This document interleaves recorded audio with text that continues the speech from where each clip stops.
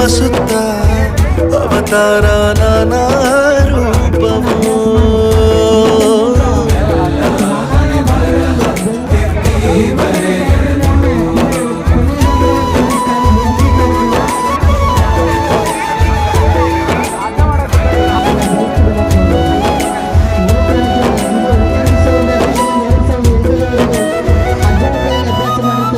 ಬಾಳಲ್ಲಿ ಲೆಕ್ಕ ಎಷ್ಟು ಮುಖ್ಯ ಎಂಬುದ ಬೆರಳಲ್ಲೇ ತೋರಿ ಕಲಿಸಿದ ಗುರುಗಳೇ.